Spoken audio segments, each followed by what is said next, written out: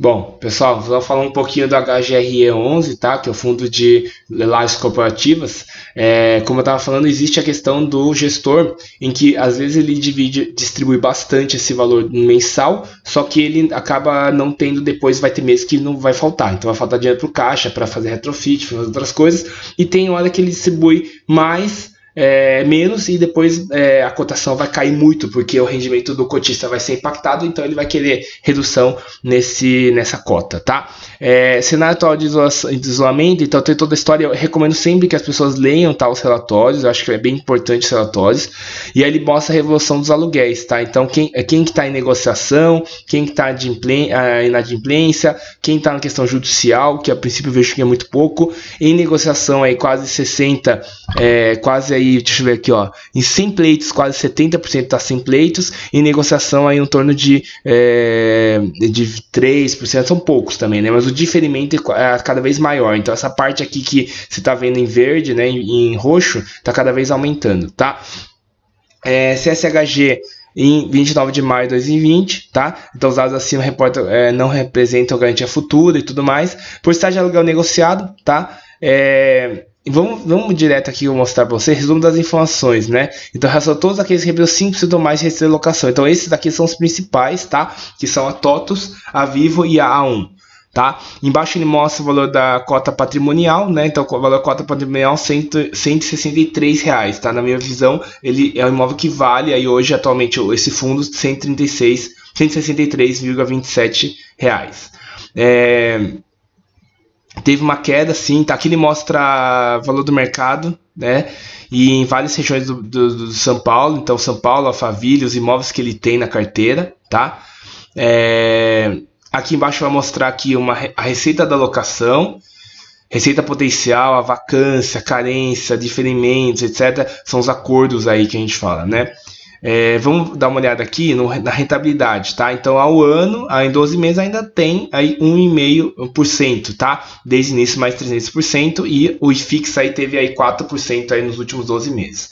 No ano, sem dúvida, teve uma queda, tá? O HGR caiu mais do que os outros. Então, na minha visão, essa diferença com o IFIX, eu acho que é interessante, porque justamente ele está mais descontado aí do que os outros, tá? Liquidez, sem dúvida, é um dos fundos que mais gera liquidez, então ele vende, existe muita negociação todo mês, tá? E aí ele mostra aqui os empreendimentos, tá? Todos eles, 97% está em imóveis, tá? Pouquíssima parte aí diria que está em renda fixa, CRI e fundos, tá? Então 1,9% aí são centros da Dom Pedro, tá? Tem vários clientes aqui que vocês podem ver, como Senesp, vários prédios, aqui são o nome dos prédios, né?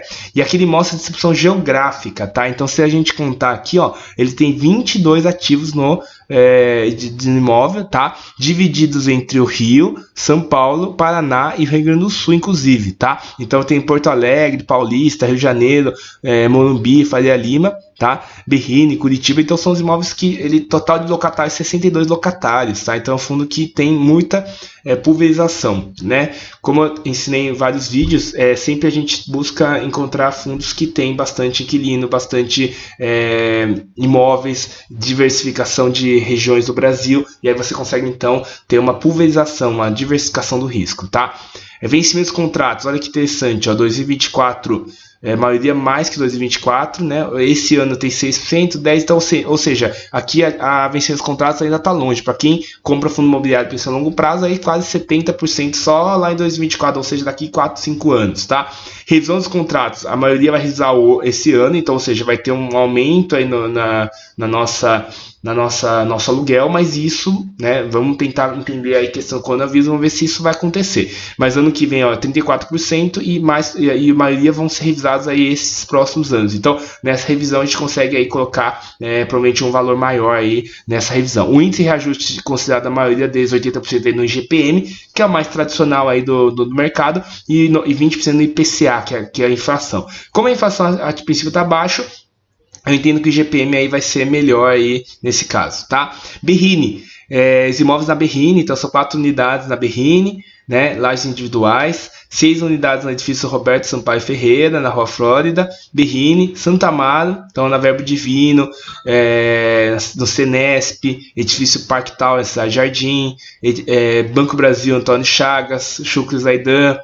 Na Paulista tem o edifício Martiniano e Carvalho e Paulista Star, tá? Tem também a Faria Lima, tem na Zona Norte, que é a TOTUS, Centro de São Paulo, LIC, Alegria, região metropolitana de São Paulo, Sercom, lá em Taboão da Serra. Interior de São Paulo tem o Centro Empresário Dom Pedro, Barueri, edifício Jatobá, Rio de Janeiro, Torre Rio Sul, Centro Empresário Cidade Nova, Teleporto, a Presidente Vargas, Curitiba, a GVT, e Porto Alegre, Centro Empresarial Guaíba, tá? Então são imóveis que na minha visão são muito bons, tá? E eu acho que vale muito a pena aí os imóveis do CSHG Real Estate, tá? Patrimônio nos últimos 12 meses aí 1 bilhão e 600, 1 bilhão e 500, então é um fundo que tem muito imóvel pulverizado. Na minha visão, tá? Comparação com o Safra, por exemplo, JSRE 11, o Safra ele tem mais de 2 bilhões e meio agora, né, com o TBOF, mas ele tá ainda muito concentrado em poucos imóveis, né? Então só o edifício TBOF lá, por exemplo, é 1 bilhão, e ele tem mais 3 ativos, então no total 4 ativos para 2 bilhões e meio. Aqui não, que ele tem mais de 22 ativos que nós vimos, distribuído em várias regiões do Brasil, 60 inquilinos, então é um fundo que realmente é a minha visão muito bom, tá? Quantidade de cota 10 milhões de cotas, início de 2008, tá? 1% taxa de administração. Teve 8 emissões de cota, então ao longo do ano foi crescendo essas emissões de cota, foi aumentando aí o tamanho do fundo, tá? Aqui ele tem um glossário que eu acho bem legal vocês lerem. Quem está começando o mercado aí vale a pena ler os relatórios, tá bom? Então esse relatório é bem legal do HGRE 11, tá? Aqui ele mostra um pouquinho dos imóveis, então como a gente já viu um pouco, mas eu gosto de mostrar sempre no relatório trimestral, né, todos os imóveis que ele tem na carteira, tá?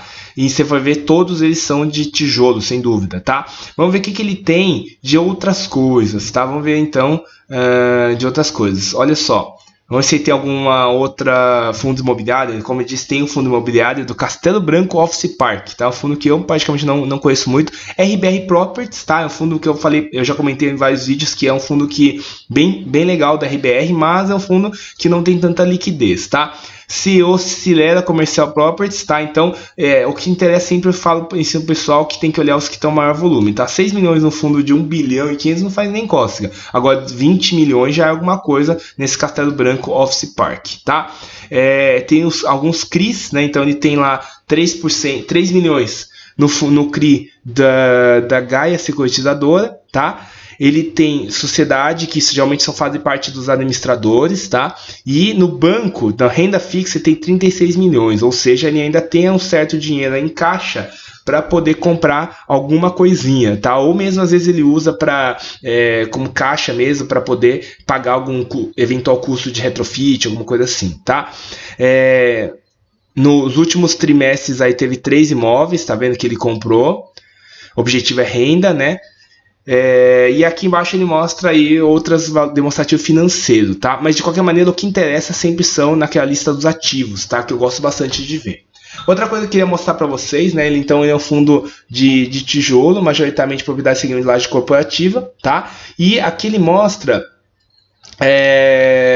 os rendimentos, né? Então 12 meses aí, ó, quase 6% aí de retorno, tá? Eu acho que já é interessante esse fundo. Ele é um fundo que eu sempre falo, né? Um fundo aquele que substitui ou que pode ser uma alternativa para renda fixa, tá? O Selic, comparado com uma Selic que você tá bem baixo hoje, quase 3%, os fundos imobiliários eles ganham na questão do rendimento. Tem um risco por ser uma renda variável, mas eu acho que ainda assim é um bom investimento pensando nessa questão da baixa da Selic, né? Então com a Selic baixa você ainda tem esse ganho, ó, 22 ativos, 4 estados, tá? Então todos aqui estão listados no site Fund Explorer, tá? 20% tá vago, então acho que ainda tem bastante espaço aí para a gente poder ver um aumento desse dividendo, tá? E eu quero que vocês entendam, pessoal, quando você compra um imóvel, né, você também está sujeito ao risco de não ter inquilino, né? Então acho que tem que entender que fundo imobiliário ele é um imóvel. Então a mesma dor de você falar assim, olha, não tô achando inquilino, é a dor aqui de 80 mil cotistas, tá? Então entenda-se que você tem um certo uma tristeza, vamos dizer, não estou conseguindo alugar esse imóvel, quando você tem um. Aqui ele tem dentro de um portfólio grande, então acho que por isso que o fundo imobiliário, a beleza dele é justamente você poder investir não apenas no imóvel, mas investir 22 ativos em 4 estados diferentes com 60 inquilinos diferentes, tá? Isso eu acho que o gestor, tá? Ele consegue ser muito mais forte, né? Muito mais profissional para poder gerir esses imóveis, tá? Por isso que eu vejo que ele é sim um bom investimento na minha visão, ok? Bom, queria agradecer a vocês aí por ter assistido esse vídeo. Acompanhe sempre os relatórios, né? Eu sempre recomendo o site do Clube FI, tá? Clube FIs. Sigo também os nossos canais aí no Telegram. E eu queria pedir que vocês comentem embaixo, inscrevam no meu canal. Afinal, eu faço isso com todo prazer, sem nenhum retorno que eu espero. Espero que vocês realmente gostem e que possam contribuir também para novas perguntas e eu possa me motivar a fazer mais vídeos, tá bom? Muito obrigado aí por todos.